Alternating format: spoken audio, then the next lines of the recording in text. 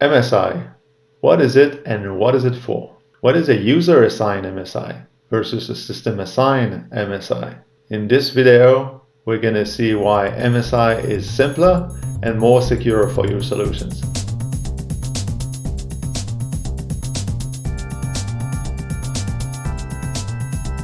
Hi, MSI stands for Managed Service Identity. Essentially, it's a managed service principle. And when something is managed, it comes with advantages. That's what we're going to see. But first, we're going to look at why would we need a service principle in the first place. So I want you to imagine a compute, any type of compute. Here I'm going to show a virtual machine. But this virtual machine is not alone in the world. It wants to communicate with an Azure SQL database. And we want to use Azure AD authentication to do that. And as we'll see, there are many reasons why we want to do that. But maybe I have another scenario, something like Azure Data Factory, where I want to orchestrate data movement between an Azure SQL and a data lake. Or maybe Azure Data Explorer. Maybe my VM wants to speak to a key vault. All those computes, the VM, the data factory, a logic app, an Azure function, a Kubernetes, they all do that using a token, an Azure AD OAuth token. And they pass that token to the service via REST API. So with some services, we have an option of using access keys or SaaS token, that type of thing, versus an Azure AD token. So let's clear out why we want to use Azure AD most often, because it is more secure. There are many arguments why that is the case. I'll give you two. First, it's more traceable. If you use an access key, let's say for a storage account, use an access key, you have a primary key, a secondary key. Use the access key, nobody knows who used your service. You look at the logs, you might see that a key has been used. You don't know if I used it. You gave me the key last week, but maybe it's your sysadmin that resigned 2 months ago that used the key because the key is still good. With an Azure AD token, if you look at your activity log, you'll see who actually used the service. So traceability. So that's great. Second reason why you want to use Azure AD token is because a token, when you get the token after you log in, it's something ephemeral. It usually lasts between 15 minutes and 8 hours, depending on how you configure your system. If I give you the primary key of my storage account and I don't change it, you can use it forever. So you don't have that notion of time. So those are the two big reasons. Now, if we look in concretely, how you would use the service principle in your solution. You would go ahead and you would first provision the service principle. So here I show it with the Azure CLI, but you could do that through the Azure portal or Azure PowerShell. But you need to do that somewhere else in an ARM template. You need to provision that service principle separately. The service principle would get provisioned, and after that you would get a secret or a certificate. In this case I show a secret, but you could also provision a certificate with your service principle. Let me show you how that looks in the Azure portal. So I'll go and look at my application. I see the principle I just created, and I see it is there with the same application ID than before. And if I look at the certificates and secret and I scroll down, I'll see the secret that was created with the principle. So that is nice and good. Now I have a service principle. Now, how do I use a service principle? Typically, you won't do what I'm going to show you, but basically when you authenticate with your service principle, I'm using Postman, which is a very popular tool to use REST API, and I'm calling the Azure AD REST API for login. I'm passing the client ID, which is the application ID, and the secret, and I receive a token in exchange. And buried within that token, in the JSON, I find an access token, and this is what I would pass as a bearer token to other services in requests. I pass that token on. So what are the challenges with service principles? Well, I mentioned secrets. So you first need to provision a secret. If it's a certificate, you need to provision a certificate, which will be good for a certain amount of time. Then you need to do a rotation of that certificate. Most problems that we see online with service outages that are due to certificates that are out of sync or out of date, and they break the chain of call between services. So it's a bit of a tricky process, basically. So first you need to take care of your secrets. Then you need to make sure that you don't leak your secrets, because if you put this string of characters in a config file and you pass it along, if somebody looks at it, then so you might think, not a problem, I'm going to put that into Azure Key Vault. Newsflash, Azure Key Vault requires a service principal authentication to log into it and access the secrets into it. So that's not really a solution. You get into this bootstrap problem that we call basically you need a service principal to access the service principal secret that are stored in Azure Key Vault. So you're left to handling that secret in a poor fashion security-wise. Enter managed service identity. So what service implement managed service identity? Let's look at the list. It's like a generic of a blockbuster movie. Pretty much all compute in Azure, everything that we need in MSI, do implement MSI. So API management, app service, function, Kubernetes, VMs, name it, everything that connects to something. So let's look at the flow of using a system assigned MSI. I'm going to make a demo, and very quickly the architecture is very simple. On my left hand side, I have a logic app. On the right hand side, I have a data lake. And I want logic app to use its own MSI, so its own managed service identity, to authenticate and pass a token to the data lake. That's what the demo is going to show. For that, let's go to my GitHub side. I'm going to share the link down below. You see that there are a couple of JSON files. Those are ARM templates. But to be more efficient, you can just click on the deploy to Azure under system assigned, and that's going to lead you to the deploy template page. We need a resource group name, a region, click create. This process is going to take below 1 minute because Logic App and storage are pretty quick to deploy.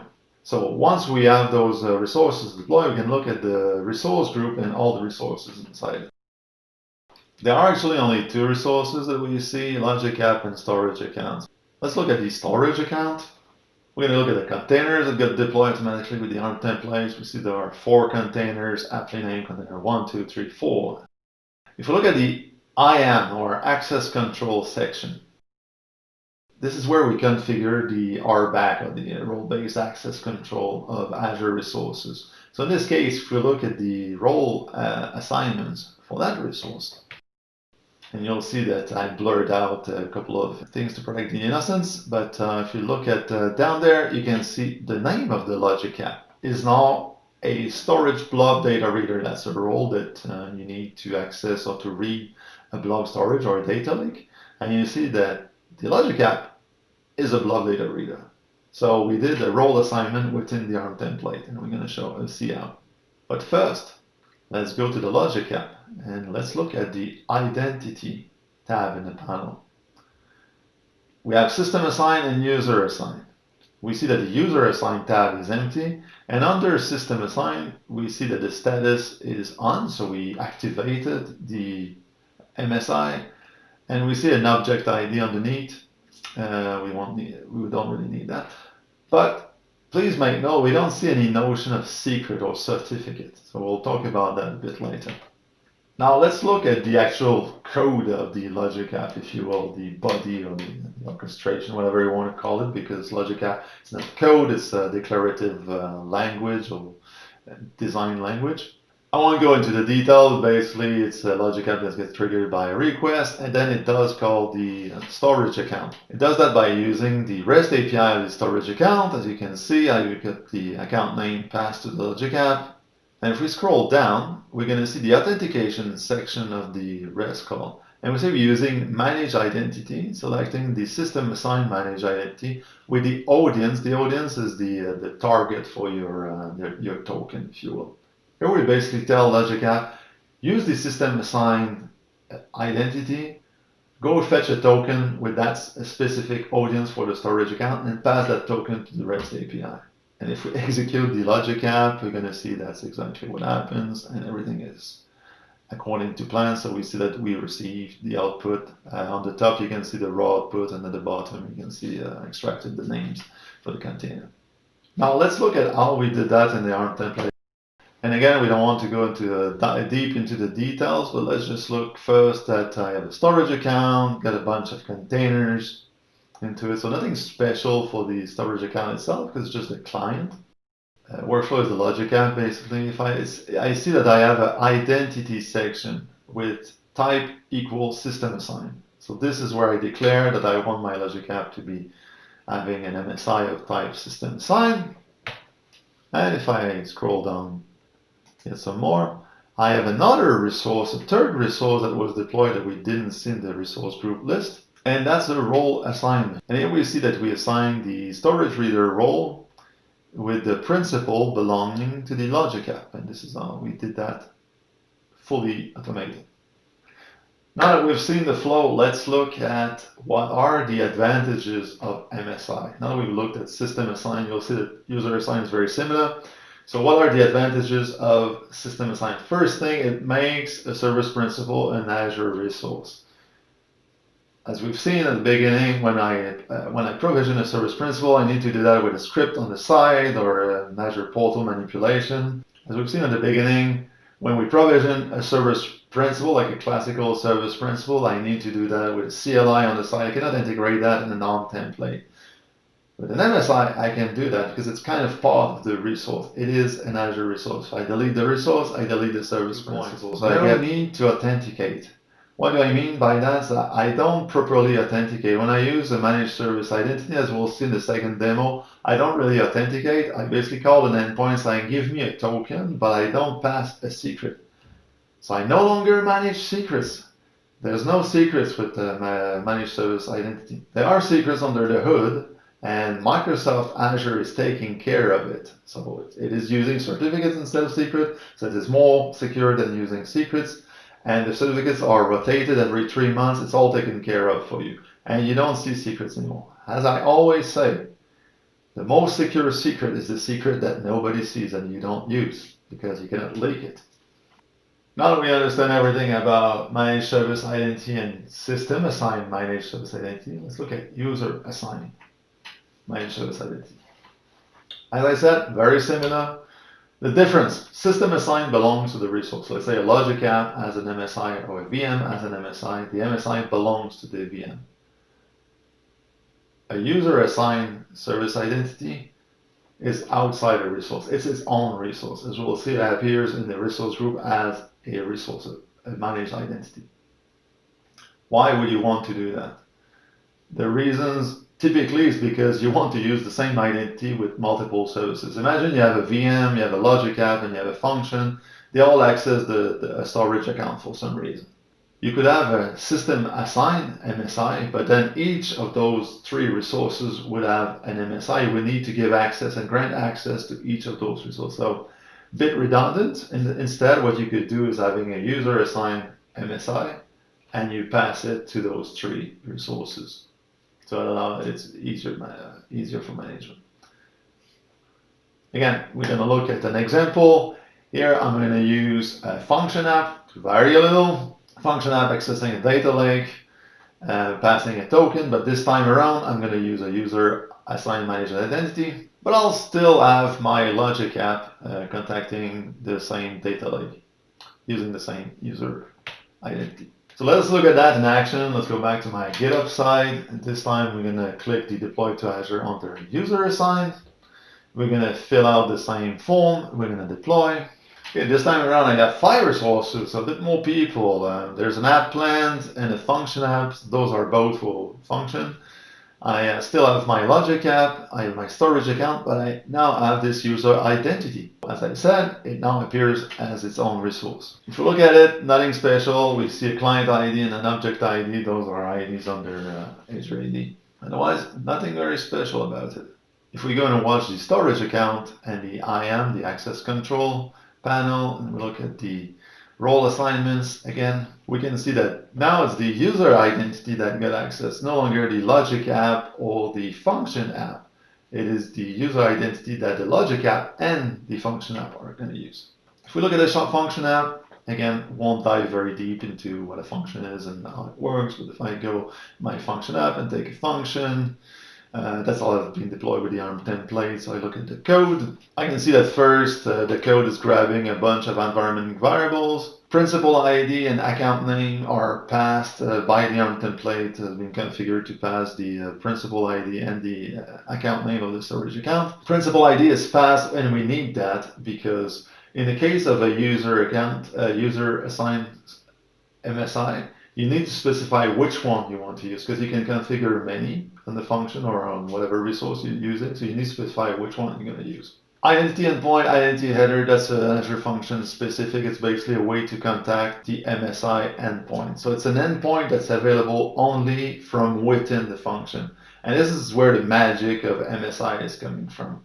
Basically, you're a compute, you can contact something, but you need to be inside a compute to contact the endpoint. You just say, I want a token for that resource, give me the token. Nobody else from outside can do it. You don't have any secrets being passed around. Next thing we can see is that I do a fetch token, receive that token, then I pass that token when I do a fetch container list async. I'll let you watch the code, but basically I do the same thing I'm doing in the logic app. And if I execute the function, I can see that it returns me the for container. Actually, it returns another container that belongs to the function. So we see that this entire thing works. If I quickly go to my logic app and I execute it, we will see the same result that we had before. But if I look at the code, the design surface, the thing that is different now is that I use manage identity, but I selected the specific user identity defined under that resource group and with the target audience. If we look on the ARM template side, we see again, we define a user identity as its own resource, as its own resource provider.